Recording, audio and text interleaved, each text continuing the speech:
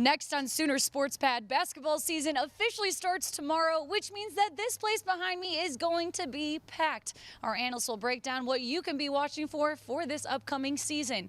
Also, they'll dive into which spring sport has Natty written all over it. Stick around, Sports Pad starts now.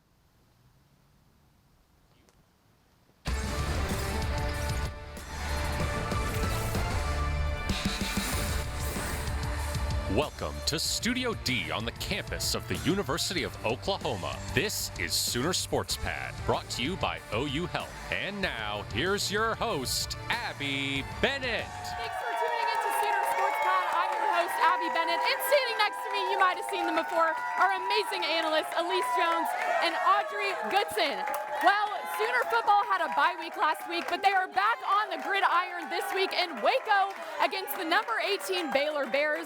But some other Sooner sports were in action last week.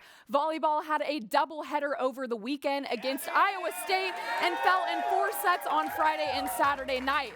In Friday's match, freshman outside middle blocker Megan Wilson led the Sooners with 14 kills. And on Saturday, the Sooners recorded 11 total blocks, but it was not enough to get the win. Now taking it to the other court, basketball season has begun. The men dominated Rogers State in their exhibition match last Monday, 106-57. OU tallied an impressive 18 of 27 from three-point range and 58 of their points being from their bench. They will host Northwestern State for their regular season home opener on Tuesday. And women's basketball also passed their first test of the season against Rogers State in an exhibition 93-23. Anna Yanusa and Maddie Williams landed in double figures with 16 points each. Also on Tuesday, the women will travel to South Dakota to take on the Coyotes. Now, Alyse and Audrey, I'm so excited for this basketball season coming for both sides, but I want to know, what team are y'all excited for most, and what should we be looking forward to? I agree. I'm excited to see both the men and women's teams this season, especially in this new era with new coaches. But tonight I want to focus on the men's team and the Porter Moser era.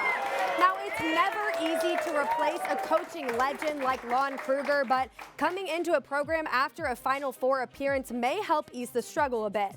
Porter Moser is gaining a new roster, but 3 key players are still around, and Elijah Harkless, Umoja Gibson, and Jalen Hill.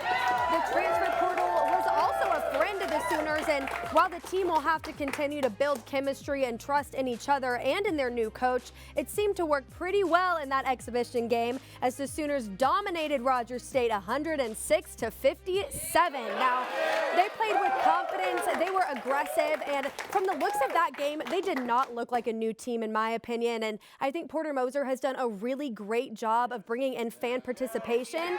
I think we can expect to see a really busy Lloyd Noble student section this season. Alyse, I absolutely agree. The men were fantastic against Rogers State in their exhibition game, but let's not forget about those ladies who also dominated the same school 93-23. Let's go, ladies. A fantastic start to what I think is going to be a great season for them. In that game, 2 Sooners came up with 16 points apiece, Maddie Williams and Anna Yanusa. Yanusa made last year's preseason all-conference team before missing her the year due to injury. So I know the team is excited to have her back. And speaking of the preseason all-conference team, Maddie Williams and Taylor Robertson are both nominated this year. I think the Sooners are going to have a great year. They're going to make the tournament, and I can't wait to watch them in their season opener tomorrow night. And let's not forget about that new face on the sidelines. I think that Jenny Baranchek is going to do an incredible job taking over for Sherry Cole. She had a winning attitude at Drake. She took her team 6 consecutive seasons, had 20-plus wins. I think she's going to bring that same winning attitude right here to Norman. Hands down, both of these coaches I'm so excited for. Well, the November run is looming and the playoffs are on the horizon. Katie Ehrhardt tells us her top 3 plays from the football season. This weekend, the Sooners got some much-needed rest after a very exciting 9 games. Here are my top 3 plays of the season so far. Coming in at number 3, we have Kennedy Brooks' game-winning touchdown versus Texas. Brooks just needed the first down, but took it all the way to the end zone for a Sooner dub. Next, I have Caleb Williams living up to his nickname of Superman. On 4th and 1, Brooks was about to go down just shy of the line to gain when Superman steps in and grabs the ball, giving the Sooners the first down. In my #1 play of the season, it's going to DJ Graham's insane interception versus Nebraska. Graham makes it look easy, snatching the ball with one hand. This play left some jaws on the floor, including mine. Now the Sooners still have 3 games left on the schedule, and I cannot wait to see them take the field in Waco on Saturday. Back to you guys in the studio. Now stay right where you are, because when we come back, we will not only be hearing from Tiare Jennings, but OU softball's biggest fan too. Stick around. Sooner Sports Pad's Dylan Rivera caught up with superstar Tiare Jennings on OU softball, who is smashing records and is just a sophomore. Let's check it out. Thanks, Abby. I'm here with the 2021 NFCA National Freshman of the Year, Tiare Jennings. Tiare, I know you just got out of practice, so thanks for joining us. How you doing? I'm good. How are you? I'm doing excellent. Let's jump right into some of our questions that we've got today. Let's go back to last season. First of all, I just introed with that 2021 NFCA National Freshman of the Year. That's a mouthful. How did it feel to win that award? I think it was pretty breathtaking, just knowing who won the award before me, kind of that, and kind of just how much my team pushed me to be the best player I can. So it was cool in that moment, being around those girls around me. So it was just a super cool moment and super cool thing to say that I have. Obviously deserving of it. I got the records in front of me. I'm going to have to look down at them. 92 RBIs, freshman record, 10th all-time in NCAA, and 27 home runs, 3 behind your own teammate, Jocelyn Allo. So I've got a 2-part question here. What do those accolades mean to you, and then how do you and Allo push each other in practice to be better players? Yeah, me and her have a really good relationship. I've known her kind of my whole life. She's always been that role model to me. So I think just knowing that she had my back through it all kind of made it a lot easier. She kind of just put that mindset of, just not really caring about the awards and all the accomplishments, but just being there for your teammates, being good teammates, and kind of just not really worrying about how many home runs you hit and how many things like that. So it's cool that we have that relationship and that we still have it now. So. That's awesome. And then obviously the latest news, we had a feature on it actually just last week about the new softball stadium. What's the excitement like inside the locker room for the Loves Field to be coming to Norman? It's super, super exciting. It's been a long time coming. We love playing here at Marina Hines, but it's time to move on and start a new journey. So I'm super excited. It'll be my senior year, so it's a good way to start it and to finish it as well. So it's just really good news for the Sooner program and everything that it stands for. It's perfect. Well, good luck to you, Tiare, as you wrap up the fall slate of games and looking ahead into that spring schedule. We appreciate you joining us here tonight. Of course. Thank you so much. Back to you guys in the studio. He's a staple to all Oklahoma Sooner sports and someone you can never get enough of. Shannon and Ehrhardt got a look into the life of an OU legend. Normally like this. This is what I wear. You would not catch me probably with no OU clothes on. I wanted to dress up. Meet Mr. OU. Got a big OU hat, for the Texas game. We had Sooner Magic, we won. Antonio Recker dove headfirst into the unpredictable. Literally, I didn't know nobody. I introduced myself to everybody and told them, hey, my name is Antonio Recker. I'm one of the biggest fans you probably ever meet. You call me Mr. OU and you guys will get to know me. And I left, and that was it. We started our first game and I was so excited, being on the field, and I look up and there's probably the loudest fan I've ever experienced in my life. It's no surprise that Mr. OU appeared out of thin air. I heard God speak to me and tell me, after that first game I want you to go follow them everywhere. I literally didn't know how I was gonna do it. I didn't have a lot of money, but I did what he told me to do. I went negative in my bank account. I followed them everywhere they went. Antonio said he's the brokest OU fan anybody will ever meet, but the richest in heart. The guy, he had 2 months to live, wanted to meet me, and it was his last game. I'm like, wow, out of all the people in the world, you want to meet me. All right, there we go. That's that wagon, baby. After the schooner flipped, everything was kind of down. The first touchdown after the schooner flipped, we just got to run a flag because we didn't have the schooner, and you heard him absolutely losing his mind. And I remember having to take my friend next to me's like sunglasses because I just started crying. I was like, this is so sweet. Like, he really just supports what we do, and it's really nice. As much as Mr. OU is the #1 fan, he says every Sooner fan is #1 to him. I didn't realize how big I was until, and I still don't think I'm that big, but I didn't realize until the Texas game when we played them and in the championship, and I had a line, over 50 people waiting to take a picture with me, and I looked to the side, and you can't see my eyes, but I was crying a little bit like, wow, you know, if these people are here for me, like, wow, you know.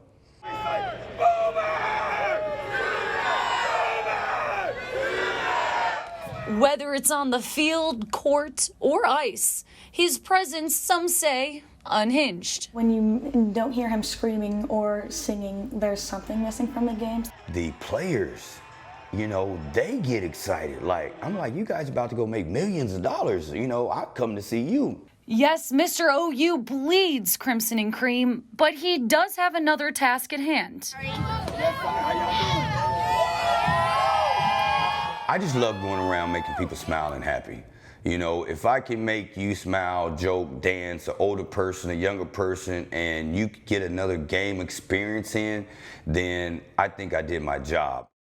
Mr. OU's hoots and hollers echo through this very tunnel, amping up the players who are about to step foot onto the Palace on the Prairie. From right outside Owen Field, Shannon Ehrhardt, Sooner Sports Pad. Now, when we return, it's face-off time. You won't want to miss it.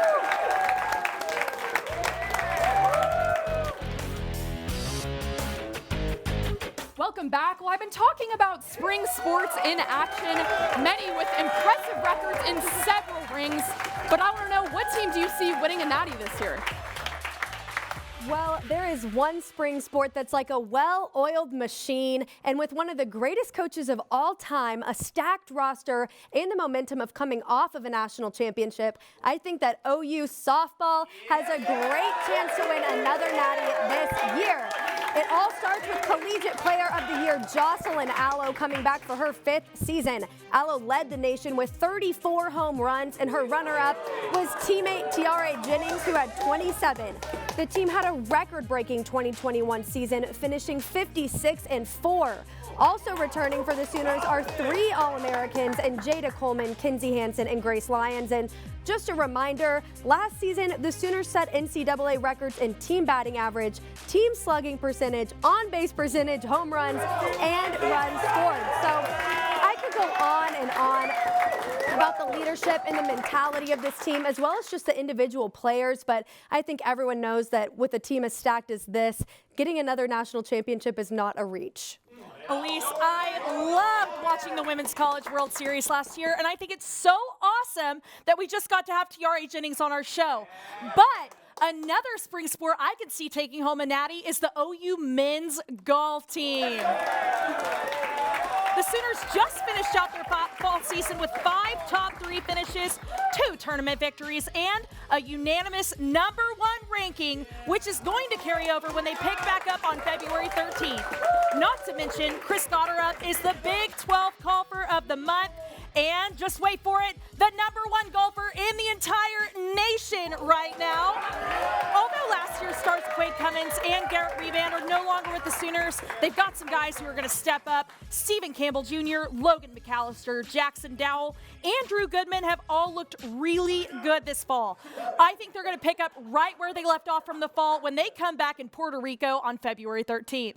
I love that pick. I also think a team that always can be looked out for with the national championship win in mind is men and women's gymnastics. You can always look out for them. They're always so good. For sure. Now, taking it back to football, I still think they have a pretty tough schedule that lies ahead. So who do you think stands in the way for the Sooners to clinch a spot in the playoffs? So I think it's a win and you're in situation right now for Oklahoma, but their strength of schedule is coming up really hard with Baylor, Iowa State, and Oklahoma State. But I don't think that the issue for the Sooners lies in the Big 12. That's not who the committee is really looking at. It's not who's ranked ahead of them right now. So I think who does lie ahead of them that we should be worried about is Oregon. And here's why. Oregon had an early season victory against Ohio State on the road, and the committee is honoring that win, even though they lost in overtime later on to a now 3-6 Stanford team. But if Oregon wins out, and that includes a Pac-12 championship game, they are most likely going to be in because of that Ohio State victory. Now, do I think they're better than Oklahoma? No, but they have 2 top 25 wins. Oklahoma currently has 0. Now, that could change with the rest of their schedule coming up, but Oregon would also need Georgia to win out to clinch that spot, which I think they can do. And again, do I agree with Oregon being in over Oklahoma or even an undefeated Cincinnati? No, but the committee is really liking the Ducks win over the Buckeyes early on, and they're honoring that, and that's why they stand in the way right now. Well, you can't argue that an Oregon, an Alabama, or an Ohio State could be standing in the way for the Sooners, but I think the biggest hurdle is not only in the Big 12 Conference, but it's right here in the Sooner State, and that's Oklahoma State. I think they get super overshadowed in the Big 12 Conference by the Sooners, but if they can take care of business, they're going to be 10-1 when they take on the Sooners. After 9 games so far, the Cowboys' defense ranks number 3 nationally, allowing 277 yards per game. Their defense is going to be the best that Caleb Williams and the Sooners will have faced all year. But if they win that matchup on November 22nd, they might not even be finished with the Cowboys then. There's a good chance they're going to have to play them back-to-back in the Big 12 championship game. It's hard enough to beat somebody twice in a row, but playing your in-state rival twice in a row is even more difficult. But just stick with me here. If the Cowboys can look promising in their next two games, and then the Sooners can win convincingly twice, I don't know how the College Football Playoff Committee can leave them out. Come on, they're in. I completely agree that the Cowboys' defense is something that Oklahoma is going to have to be a little bit more worried about. It will be the hardest defense they face, but I think that OSU's offense isn't consistent enough, and the OU's defense has been stepping up a lot this season and can easily take on the Cowboys' offense. Yeah, I for sure agree with you. But now, last and certainly not least, give me your viral videos. Well, I've talked about both of these teams already today, so why not highlight them one more time? Men's basketball took a trip out to the Diamond this weekend to take on the champs, and here's how it went.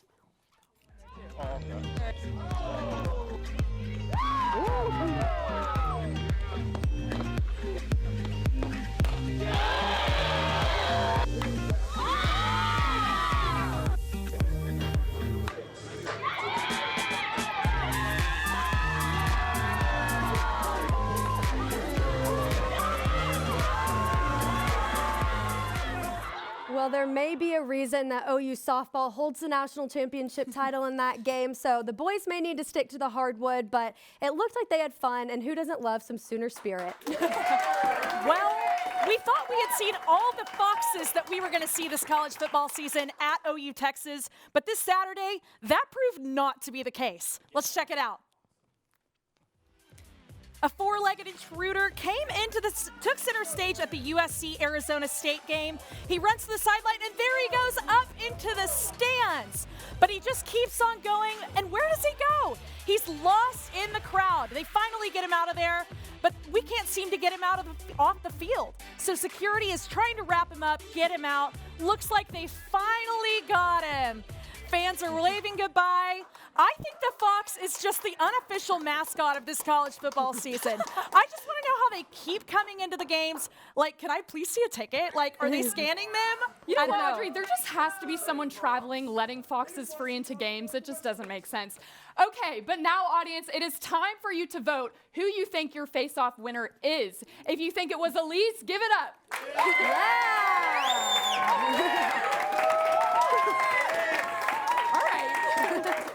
Now, cheer louder if you think it's Audrey.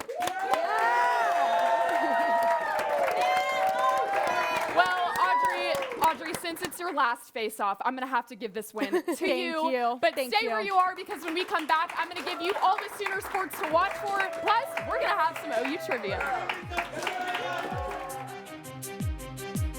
Just another reminder that men and women's basketball will play tomorrow with both tip-offs at 7 p.m. Softball will play on Thursday against North Texas, the first pitch at 6 p.m.